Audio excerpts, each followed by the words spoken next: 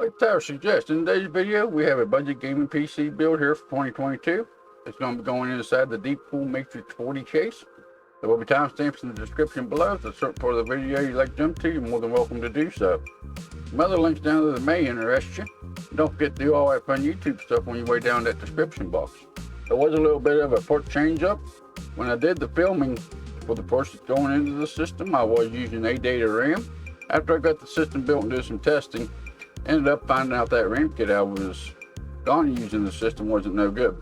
So I did change that out for some G-Skill ripped off 5 series RAM. It is a black RAM kit compared to the A data that was a red RAM kit. So I think overall it actually made the computer look a little bit better.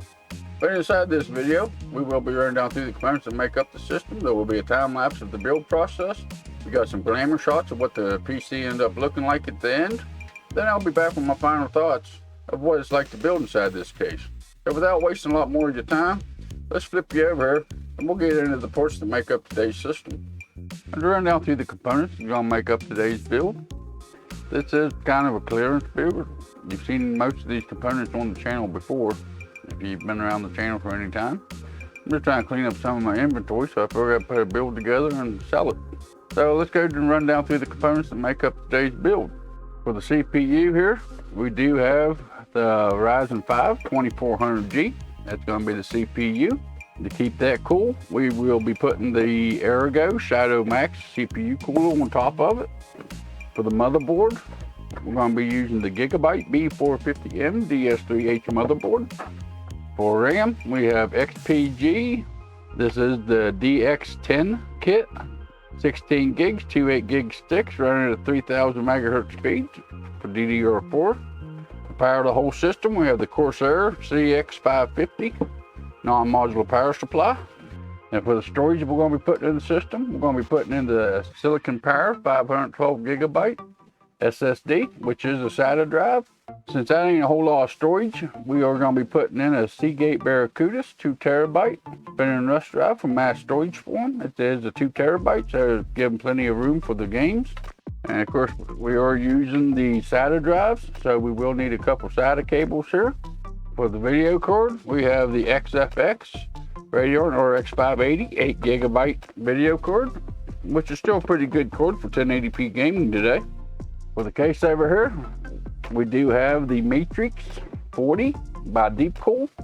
That will be the case we will be building in today, which you probably figured out by the title. Since I bought the Matrex 40 case, it comes with one included fan, which everybody knows if you're going to be selling gaming computers in 2022 here, you need ARGB, and this one don't come with none. So I did pick up a 3-pack of the Vitro fans. I believe these are the same fans that come on the Vitro V5 air cooler, which I was pretty impressed with them. I did open up the box and I kind of looked at them, and they do seem to be the same exact fans that come on the cooler. So I think they'll be all right. This one does come with a remote, but you can hook up through the box, through the control box, into the motherboard. That way the motherboard can control your ARGB for you, or you can use the controller to control your ARGB. So, you know, it's going to give the person that buys the computer options on how they want to control their ARGB. Let me get reset up here and we'll get the build underway for you.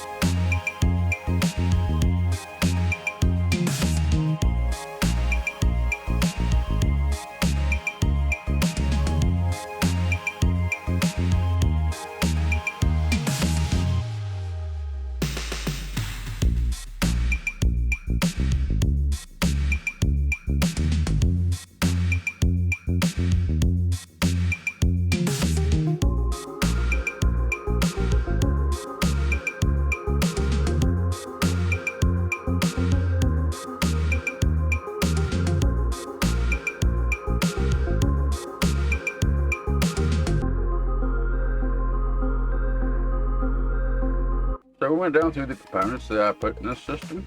Showed you a time lapse of the build. Time lapse I think went pretty good. I didn't show a lot of the cable management. I didn't show hooking up the front panel cables and all that. Whenever I actually did the build, I didn't have a good angle with the camera to actually be able to show that. But I did show the finished product. I showed it did boot into Windows. And I did show you what the system ended up looking like, which I think it looks pretty good. I think using that black RAM kit in this system actually improved the looks of it over using that red A-Data kit that I was going to do. Leave a comment below, let me know what you thought about how this build ended up looking. I haven't said nothing about the price on what I put into this build. Right now in May of 2022, GPU price is still a little high. By looking at the eBay pricing, it cost you almost $600 to build this. It ended up being like $585, $586 on the used market for all these components. This wasn't a how to build a gaming computer. If you need to know how to build or a step-by-step guide on how to build a gaming computer, I'll put a link up there if you'd like to watch that video. If you'd like to see what I think about this case, I do have an unboxing overview and first impression of the case. I'll put a link to that up there for you as well. The building in this case is pretty simple. You have that full basement underneath to shove all them extra unneeded cables in. The flimsy metal in the back, it does make it a little bit hard, especially for a first time builder, to get them I/O shields put in. But I had a little bit of complications with that. But as long as you sit there and you take your time with it, I think you'll be alright getting it done. There's plenty of room in the back of it for your cable management. So even for a first time builder, I think you'll be alright being able to manage all them cables. Like I showed you, there is a converter box in this with the fans and the ARGBs. So it just kind of indicates how much room is actually back there for your cable management. There is quite a bit of room back there. The main thing I would suggest if you're going to be building in this case, the motherboard tray does have all the motherboard standoffs in it. So make sure you take out the ones that you don't need for your system. That way you don't short something out when you go to boot your system up. But for the price of the case, which is about $55 of the day of the filming, I think it's a pretty easy case to build in. I think Deepcool's got a pretty good little case here for the price. There will be links in the description below if you'd like to pick up one of these cases. There's some other links down there that may interest you as well. And don't forget to do all your fun YouTube stuff on your way down that description box. You all have a good day, and I'll see you in the next video or live stream.